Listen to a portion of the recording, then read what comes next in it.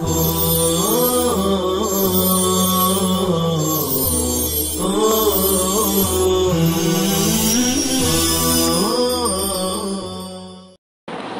اللہ الرحمن الرحیم السلام علیکم ورحمۃ اللہ وبرکاتہ۔ عزیز طلبہ کرام، اس مجلس میں ہم صحابہ کرام کی تعظیم اور تکریم سے متعلق چند احادیث پیش کرنے جا رہے ہیں۔ یہاں پر حدیث ہے حضرت عمر رضی اللہ تعالیٰ عنہ سے، فرماتے ہیں قال رسول اللہ صلی اللہ علیہ وسلم اکرموا اصحابی فإنهم خياركم ثم الذين يلونهم ثم الذين يلونهم ثم يظهر الكذب حتى أن الرجل لا يحلف ولا يستحلف ويشهد ولا يستشهد إلا من سره ببحبوحة الجنة فليلزم الجماعة فإن الشيطان مع الفذ وهو من الاثنين أبعد ولا يخلون رجل بامرأة فإن الشيطان ثالثهم ومن سرته حسنته وساءته سيئته فهو مؤمن رواه النسائي واسناده صحيح ورجاله رجال الصحيح إلا إبراهيم بن الحسن الخثعمي فإنه لم يخرج عنه الشيخان وهو ثقة ثبت۔ حضرت عمر رضی اللہ تعالیٰ عنہ فرماتے ہیں کہ رسول کریم صلی اللہ علیہ وسلم نے فرمایا میرے اصحاب کے تعظیم و تکریم کرو، کیونکہ وہ تمہارے برگزیدہ اور بزرگ ترین لوگ ہیں۔ پھر وہ لوگ جو ان کے قریب ہیں یعنی تابعین، پھر وہ لوگ جو ان تابعین کے قریب ہیں یعنی تبع تابعین، اور اس کے بعد جھوٹ ظاہر ہو جائے گا، یہاں تک ایک شخص قسم کھائے گا درحال کہ اس سے قسم کھانے کا مطالبہ نہ ہوگا اور گواہی دیں گا حالانکہ اس سے گواہی دینے کو نہ کہا جائے گا۔ یاد رکھو، جو شخص جنت کے لیے بالکل درمیان کہ جو جنت کی بہترین جگہ رہنا چاہے تو اس کو چاہیے کہ جماعت کو لازم پکڑے، کیونکہ شیطان اس شخص کا ساتھی بن جاتا ہے جو خود رائے اور جماعت سے علیحدہ اور تنہا ہوتا ہے۔ شیطان تو دو شخصوں سے بھی جو اجتماعیت اور اتحاد کے ساتھ ہوں دور بھاگتا ہے، اور ہاں کوئی مرد کسی اجنبی یعنی غیر محرم عورت کے ساتھ تنہائی میں ہرگز نہ رہے، کیونکہ ان کا ساتھ تیسرا ساتھی شیطان ہوتا ہے جو ان دونوں کو بہکانے سے ہرگز نہیں چکے گا۔ نیز جس شخص کو اس کی نیکی اور خوشی اور اطمینان بخشے اور اس کی بدی اس کو غمگین و مضطرب کر دے وہ مؤمن ہے۔ یہ حدیث پاک ہے، اور حدیث پاک کے ذیل میں قدر آپ کے طوالت کے ساتھ علماء نے چند چیزیں لکھی ہیں جس کو ہم آپ کے مجملاً آپ کے سامنے پیش کرنے کی کوشش کریں گے۔ دیکھیں، حدیث میں بھی اسلام کے ابتدائی تینوں قرنوں کے لوگ یعنی جماعت صحابہ، طبقہ تابعین اور طبقہ تبع تابعین کی فضیلت تمام امت پر ظاہر کر دی گئی ہے کہ یہ افراد امت کے وہ تین طبقے ہیں جو امت کے سب سے بہترین لوگ ہیں، ملت کے سردار و مقتدا ہیں، اور ان تینوں طبقوں کے لوگوں میں اور ان کے زمانے میں غلبہ صدق و دیانت، عفت و امانت کو حاصل ہے۔ غلبہ صدق و دیانت اور عفت و امانت کو حاصل تھا، یہاں تک کہ ان طبقوں کے جن لوگوں کے احوال اور کوائف غیر معلوم تھے، جنہیں اصطلاح میں مستور الحال کہا جاتا ہے، ان کو بھی عادل مانا گیا ہے۔ یہ اور بات ہے کہ ان میں سے کسی شاذ و نادر کے بارے میں ایسا نہ کہا جائے، کیونکہ ان طبقوں کے لوگ بھی بہرحال غیر معصوم انسان تھے۔ بہرحال ان تینوں طبقوں میں سے بھی طبقہ اول یا قرن اول کے لوگ یعنی صحابہ کرام کی عظمت و منزلت کا تو کوئی ٹھکانہ ہی نہیں۔ ان کی تعظیم و تکریم کرنا ہر امتی پر لازم ہے، فرض ہے، اس کے بغیر ہمارے ایمان ہی نہیں ہے۔ اور اس کے بعد پھر تابعین، تبع تابعین، ان کا شرف اور ان کا اعزاز، ان کی بزرگی آیا ہے، ظاہر ہے، ہمیں ان کا اعزاز ہمیں ان کی تکریم کرنا ہے اور ان کے اعزاز اور شرف کو ماننا ہے۔ پھر پیغمبر علیہ السلام جو فرمایا اس کے بعد جھوٹ ظاہر ہوگا، یعنی ان تینوں زمانوں میں تو دین اپنی بالکل اصل حالت پر رہے گا اور اخلاص و للہیت سے سارے کام انجام پاتے رہیں گے، لیکن قرن ثالث یعنی تبع تابعین کے زمانے کے بعد جو زمانہ آئے گا وہ دین و دیانت کے لیے محفوظ اور مامون نہیں ہوگا۔ گویا اس میں اس طرح اشارہ ہے کہ تبع تابعین کے قرن کے خاتمے کے بعد بدعات، نفسانی خواہشات، جذبات کی کار فرمائی کا دور شروع ہو جائے گا۔ گرچہ غیر اسلامی افکار و نظریات کے حامل لوگ جیسے معتزلہ، مرجیہ وغیرہ کا ظہور اور شیعہ اور بعد کے زمانے میں ہوا، لیکن ان سے پہلے بدعت اور خودرائی کا شیوع ہو چکا تھا۔ اور آپ نے جو فرمایا کہ جماعت کو لازم پکڑو، اس کا مطلب یہ ہے کہ میں جماعت سے مراد ملت کا سواد اعظم ہے۔ مطلب یہ کہ دینی ملی مسائل و معاملات میں انہی اصول و تعلیمات کو رہنما بنایا جائے جو جمہور صحابہ، تابعین اور سلف صالحین سے منقول ہیں، اور انہی کے مطابعت اختیار کی جائے۔ ان سے صرف نظر کر کے خود رائے بننا اپنے آپ کو شیطان کا کھلونا بنانا ہے، اس سے زیادہ کچھ نہیں۔ بس اس حکم میں صحابہ، تابعین، سلف صالحین کے محبت اور ان کے تعظیم و توقیر بھی شامل ہے۔ اور مومن وہ ہے، یعنی مومن کامل کی علامت یہ ہے کہ نیکی کرنے سے خوش و مطمئن ہو۔ مومن جب نیکی کرتا ہے تو خوش اور مطمئن ہو جاتا ہے، اور اگر بدی وجود میں آئے تو رنجور اور ناخوش ہو۔ اسی بات کو علماء نے دل کے زندہ اور حساس ہونے کی علامت قرار دیا ہے۔ چنانچہ جو شخص نہ تو نیکی سے خوش ہوتا ہے اور نہ بدی سے ناخوش اور مضطرب ہوتا ہے، وہ ایسے انسان کے مانند ہے جس کا دل مر چکا ہے، جس کے احساسات فنا ہو چکے ہیں، جیسا کہ منافق جو قیامت اور آخرت کے عقیدے سے خالی ہوتا ہے، اس کے نزدیک نیکی بدی دونوں برابر ہے۔ حالانکہ اللہ تعالیٰ کے ارشاد ہے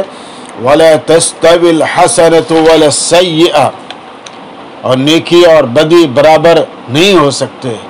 تو بہرحال نیکی نیکی ہے اور بدی بدی ہے۔ ہمیں صحابہ کرام، تابعین، تبع تابعین کے زمانے کا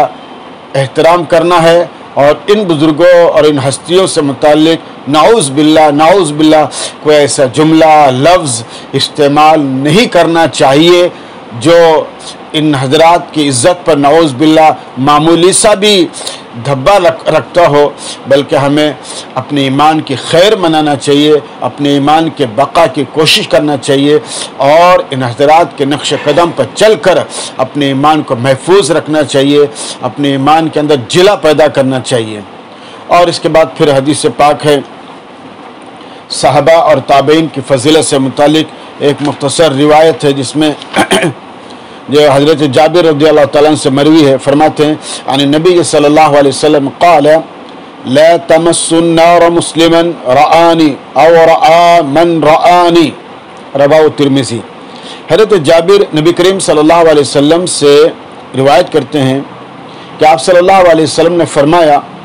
اس مسلمان کو دوزخ کی آگ نہ چھوئے گی جس نے مجھ کو دیکھا ہو یا اس شخص کو دیکھا ہو جس نے مجھ کو دیکھا۔ ترمذی شریف۔ حدیث پاک کا مطلب یہ ہے کہ جس شخص نے اللہ کے نبی صلی اللہ علیہ وسلم کو دیکھا یا آپ صلی اللہ علیہ وسلم کو دیکھنے والے یعنی صحابہ کو دیکھا، وہ جنت میں جائے گا، بشرط یہ کہ اس کا خاتمہ ایمان اور اسلام پر ہوا ہو۔ اور اس شرط کی بنیاد پر کہ خاتمہ بالایمان و اسلام پر ہوا ہو، آپ صلی اللہ علیہ وسلم کی اس بشارت کی پیش نظر صحابی و تابعی تو جنتی ہیں ہی، لیکن حق تعالی کے فضل سے امید ہے کہ ہر مسلمان بھی جنتی ہے انشاءاللہ۔ واضح رہے کہ کسی کے جنتی ہونے کی امید رکھی جاتی ہے جو ایمان اور اسلام کے ساتھ اس دنیا سے رخصت ہوا ہو، لیکن کچھ مخصوص لوگ ایسے ہیں جن کے جنتی ہونے کی واضح بشارت آپ صلی اللہ علیہ وسلم نے اس طرح دی ہے کہ اسی دنیا میں بتایا جا سکتا ہے کہ یہ لوگ یقینی طور پر جنتی ہیں، جیسے عشرہ مبشرہ یا جیسے صحابہ و تابعین کے بارے میں آپ صلی اللہ علیہ وسلم نے اس حدیث میں عمومی بشارت عطا فرمائی۔ لیکن اس کا مطلب یہ نہیں ہے کہ آپ صلی اللہ علیہ وسلم کے بشارت سے دوسرے مسلمان محروم ہیں، نہیں۔ در حقیقت جب آپ صلی اللہ علیہ وسلم نے احساس فرمایا کہ صحابہ و تابعین کے بارے میں یہ بشارت دیکھ کر وہ مسلمان جن کو نہ بارگاہ رسالت کے حاضری و صحبت کا شرف حاصل ہوا ہے اور نہ رویت صحابہ سے مشرف ہوئے ہیں، آپ محرومی پر دلگیر ہوں گے، تو آپ نے ان کو تسلی کے لیے فرمایا طوبى لمن رآني وآمن بي مرة وطوبى لمن لم يرني وآمن بي 7 مرات۔ اس لیے ہر مسلمان کو اللہ کے نبی صلی اللہ علیہ وسلم، صحابہ کرام، تابعین، تبع تابعین سے غایت درجے کی محبت رکھنی چاہیے اور ان کے نقش قدم پر چلنے کی کوشش کرنی چاہیے۔ یقیناً یہ انشاءاللہ ہمارے لیے نشان راہ ہوگا اور ہدایت کا سامان بھی ہوگا۔ اور اس کے بعد پھر آپ کے صحابہ کرام کی فضیلت سے متعلق مختلف احادیث ہیں، اور صحابہ کرام کو جو تکلیف پہنچاتا ہے بہرحال ان پر اللہ کی لعنت ہے۔ یہ جگہ جیسے اللہ تعالیٰ نے اس جگہ ارشاد فرمایا ان الذين يؤذون الله ورسوله لعنهم الله في الدنيا والآخرة وأعد لهم عذابا مهينا والذين يؤذون المؤمنين والمؤمنات بغير ما اكتسبوا فقد احتملوا بهتانا وإثما مبينا۔ بے شک جو لوگ اللہ تعالیٰ اور اس کے رسول کو ایذا دیتے ہیں، اللہ تعالیٰ ان پر دنیا آخرت میں لعنت کرتا ہے اور ان کے لیے ذلیل کرنے والا عذاب تیار کر رکھا ہے۔ اور جو لوگ ایمان والے مردوں کو اور ایمان والی عورتوں کو بغیر اس کے کہ انہوں نے کچھ کیا ہو ایذا پہنچاتے ہیں تو وہ لوگ بہتان اور صریح گناہ کا بار لیتے ہیں۔ تو ان آیات اور احادیث سے صحابہ کرام کی فضیلت اور ان کے بعد والے افراد کی فضیلت سامنے آتی ہے، اس لیے ہمیں صحابہ، تابعین اور تبع تابعین اور ان بزرگوں کے نقش قدم پر بہرحال چلنا چاہیے۔ اور اس کے بعد پھر حدیث پاک ہے صحابہ اور امت کی مثال سے متعلق، اور یہ روایت حضرت انس رضی اللہ تعالیٰ عنہ سے فرماتے ہیں وعن انس قال قال رسول اللہ صلی اللہ علیہ وسلم مثل اصحابی فی امتی کالملح فی الطعام لا يصلح الطعام الا بالملح قال الحسن فقد ذهب ملحنا فكيف نسله رواه في شرح السنة۔ حضرت انس فرماتے ہیں رضی اللہ تعالیٰ عنہ کہ رسول کریم صلی اللہ علیہ وسلم نے فرمایا میری امت کے درمیان میرے صحابہ کی مثال کھانے میں نمک جیسی ہے۔ کھانا اس وقت تک اچھا یعنی خوش ذائقہ نہیں ہوتا جب تک اس میں نمک نہ ہو۔ حضرت حسن بصری رحمۃ اللہ علیہ نے اس حدیث کو سن کر فرمایا ہمارا نمک تو جاتا رہا، پھر ہم اچھے کیسے ہو گئے؟ اس روایت کو بغوی نے اپنے اسناد سے شرح سنہ میں نقل کیا ہے۔ اسی طرح ابو یعلا نے بھی اس روایت کو اپنے مسند میں حضرت انس رضی اللہ تعالیٰ سے بطریق مرفوع نقل کیا ہے۔ حضرت حسن بصری رحمۃ اللہ علیہ نے اس حدیث کو سن کر